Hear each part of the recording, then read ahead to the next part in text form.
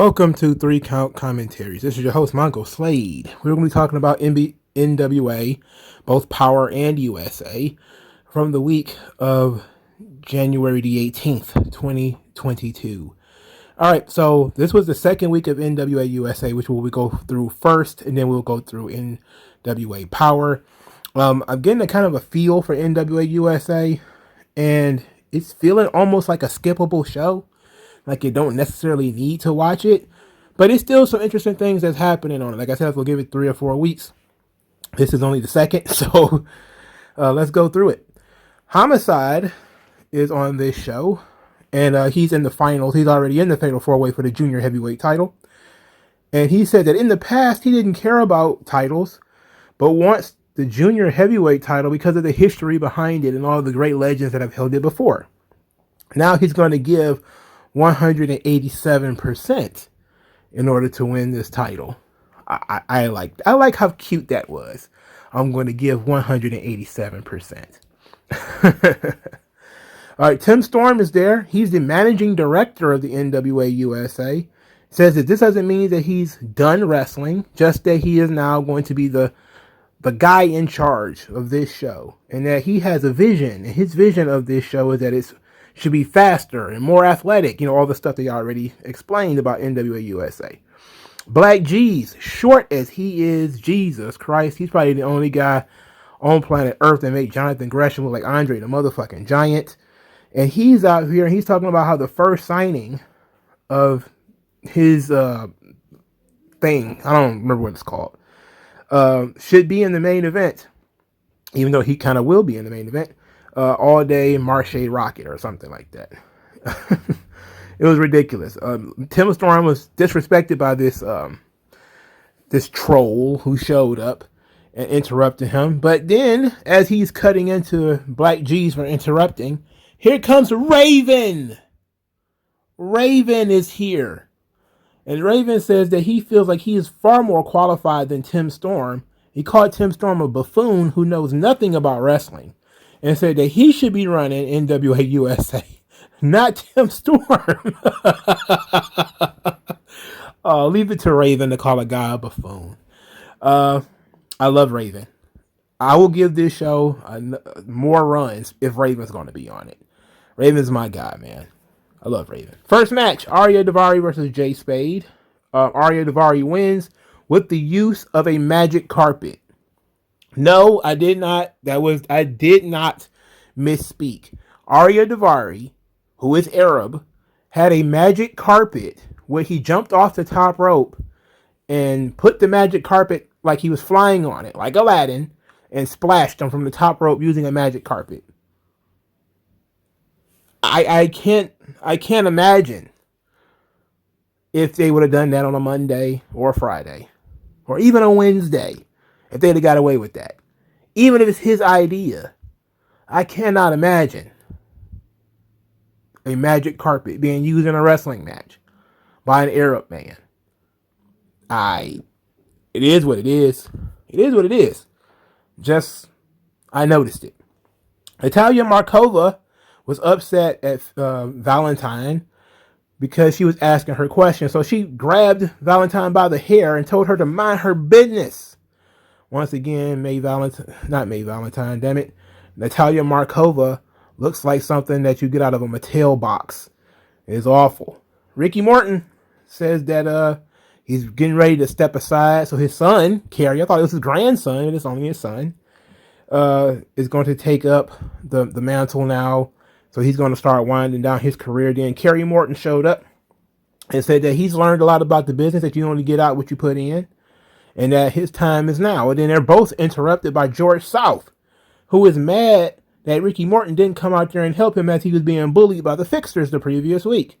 Ricky Morton apparently didn't know what he was talking about because he didn't watch the show, nor was he must not have also not been in the building, because as George South is barking at him about why he didn't help, Ricky Morton's like, I don't know what you're talking about, man.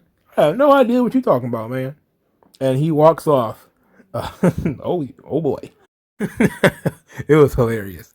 All right, so PJ Hawks talked about how he was proud of his dad and thinks that his dad will win the entire tournament and hoped that his dad would win the entire tournament. It was a sweet, sweet segment. The main event was the second match on the show. It was only 2 matches. The main event was Mayweather, formerly known as Crimson, losing to Marche Rocket, who seems to is on a winning streak. I think this is his second match. He's on fire from a distance. Tom Latimer and Chris Adonis was outside the ring throwing popcorn in each other's mouths. Matthew Mims was outside the ring trying to confront Black G's, who was being a bit of an interference. He ended up getting shoved into the ring post. Mayweather was distracted and then got beat with a sidekick. So the episode furthered along some stories, but nothing major. If you didn't watch it, the only thing you missed was Raven getting in Tim Storm's face. And you could have seen that on YouTube. Well, I was about to say you could have seen it on YouTube, but goddamn it, the whole show is on YouTube. All right, so let's talk about Powerrr from the 18th. All right, so Cyan, is saying that he's looking to test Saul Renaro to find out something about him. And he's going to find something about Saul Renaro, but it's only going to be something only the two of them knows. Then we kicked the show off officially with Matt Cardona and Mike Knox, as Matt Cardona plays his Always Ready theme song off his phone into the microphone, and then says that how much better would the product be with him and this song on it. NWA has gotten stale, and it's time for something new, and that him and Mike Knox are going to be the saviors of NWA. He's going to inject NWA with a dose of relevancy. Then here comes Trevor Murdoch, who says 73 years of blood, sweat, and tears is all he sees when he sees the NWA. And we don't need that, meaning theme songs. We don't need pyro. We don't need screens. We don't need any of that. All we need is 2 men and a ring. Then he challenged Matt Cardona to a match and said that he had the balls, he'll fight him. Matt Cardona said he will fight him, but first he wants the title to be put on the line against Mike Knox. So they set up the match next week for Mike Knox to wrestle for the NWA World Heavyweight Championship, a match that I didn't want to see the first time, and I damn sure don't want to see it again. But, we need, hopefully Corgan is thinking long and hard about taking this belt off of Trevor Murdoch. Think long and hard on it, Corbin. First match, Kylie Ray versus Allison Kaye. Kylie Ray wins with a roll-up. This was actually a fun match. Absolutely nothing wrong with it. After the match, Tootie Lynn came out to celebrate with Kylie Ray, while Marty Bell came out to console Allison Kaye, who was frustrated about losing. Clearly, this is the direction we're going in for the tag team championships, the women's tag team titles, is that we're going to end up going with the Hex versus Kylie Ray and Tootie Lynn. I'm okay with this. And it was just a pretty cool match between the two. All right, so Camille and Kiera Hogan had a segment next. So Kiera Hogan says that she's been focused on her goals and that she's obsessed with winning the NWA Women's World title. Camille said, you seem to have a lot of obsessions. First, you was obsessed with Mickey. Then you were obsessed with that title, the Knockouts title. Now you're obsessed with me. And says you should be honored to be in the ring with me, honored to challenge me for the Burke. And then said the only thing that she needs to know about being the hottest flame is that any flame can be put out.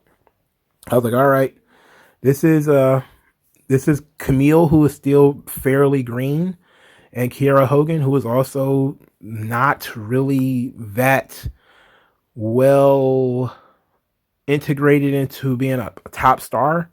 And they're just kind of trying it out, they just winging it with this one, because usually both of these people need to be led, but they're winging it, putting them together. Well, we'll see how that goes.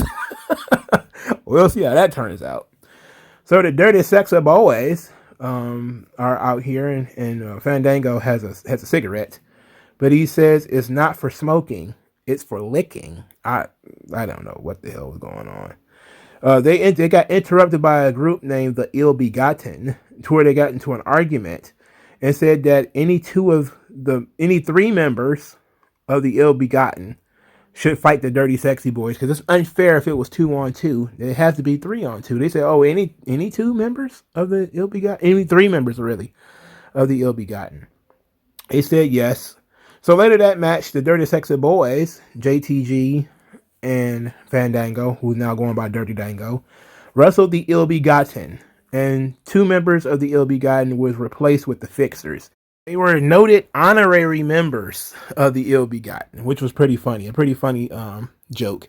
Unfortunately, the Dirty Sexy Boys lost, and I didn't really see the benefit of that. You know, I really didn't see the point. I mean, they haven't been around that long. It's like they don't, yes, we're kind of trading on their reputation, but how about letting them get some momentum first? You know, then before we beat them, how about slowing the roll on that? La Rebellion and Homicide have been hanging out. All they really had to say was that they were the GOAT tag team and that they're going to destroy whoever. They don't care what contenders are going to show up to challenge them for the titles. Melina wrestled Maddie. It's like Maddie Ranowski or something like that. I've seen her name somewhere before. I just can't place it. But Melina won the match. Genocide, Paula Blaze, and Taryn Terrell had a promo segment where Taryn Terrell was trying to mediate Paula Blaze and Genocide getting back together. And she wanted them to kiss and make up. Paula, apologized to Genocide for all the chicanery she pulled before and for being annoying and being stupid and losing and stuff like that. And Genocide actually accepted her apology, which was very strange. So now this team is back together, and Taryn Terrell thinks she can solve climate change, which is interesting and actually hilarious for her character. Tyrus and Idolmania is out there. Tyrus complained that he will hold the TV title as long as he wants to, and then said that Trevor Murdoch is his cousin, and that he's going to beat his beloved cousin once he gets the Lucky 7 and becomes a challenger for the world title. Then they announced that Marshe Rockett and Jordan Clearwater are a tag team, and the tag team of the Idolmania Entertainment or whatever. And I was like, okay, sure, whatever. Rodney Mack was out there. Rodney Mack says that he and Jazz are legends and that he punched Jax Dane in the mouth because he felt like he disrespected Jazz, and if you disrespect his wife, disrespecting him, and that he's now running around the NWA to prove that he is the baddest man in the world round. I don't know what that meant, but that's the way he put it. I guess he meant the baddest man around the world or the baddest man in the world around. Whatever. He looked like the washed up old boxer. He looked like Balrog from like Street Fighter 4 or something like that. Like when Balrog was wearing that hood, that's how Rodney Mack looks today. He got that old, he's like an old mechanic. So he still has some toughness to him because, old mechanics, old Balrog, they don't look like broken down and beat up. But he's clearly like a dude in his mid-40s that's been chilling most of the time. But still gets the big piece of chicken because he gonna get his respect. But he's like a dude that hangs around the liquor store. It is what it is. Mayweather is out here. Mayweather was talking about how he's not sure what was going on with Mims, but feels that he still got this thing with Jax Dane to complete. Then he got approached by Jax Dane's attorney and was served with a restraining order. The guy then pulled out a cell phone and took a selfie to make sure that everybody know that he served Mayweather with a restraining order and that he can't be within 1 mile of Jax Dane. A lot of restraining orders in wrestling these days. The main event saw Hawks Avery defeat Jordan Clearwater and Marshe Rockett. Not the strongest episode of NWA Powerrr. Still, we got a lot done, and they furthered some storylines, which is always good. Always good to see people furthering storylines. The Camille, Kiera, Hogan thing is either going to be a train wreck or it's going to be pretty cool. And it's only so it ought to be fun to see which one is which. Wonder what they build in Melina for. I guess she's going to come back for the title. That ought to be interesting. Matt Cardona really does need to beat Trevor Murdoch for that title, for the NWA World title. It would be for the best. It would be for the best. I know some people may think like Zack Ryder is a world champion. I'm like, look, clearly we see that they can do worse. All right. I would much rather Matt Cardona be my world champion than Trevor Murdoch. I mean, you look at the laundry list of who the NWA world champions are. especially since like 2000, Zack Ryder, Matt Cardona being on that list, especially in his current incarnation with the current heel character, how well he's been doing in GCW, not Impact, because he's not doing very well in Impact anymore. Again, he's back in the doldrums. But you can certainly do worse. All right, you can certainly do worse. This is definitely a step up from Rob Conway.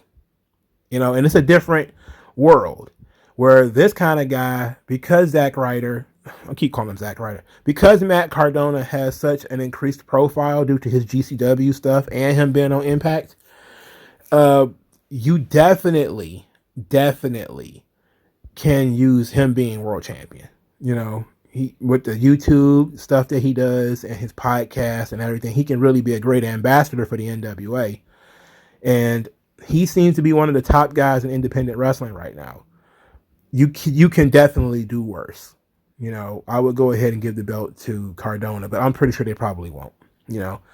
Maybe it's because he likely won't stay in NWA. He likes being a free agent because now that he's being successful, why would the fuck would you want to stay still? Because, now that you got the ball rolling, why stop it?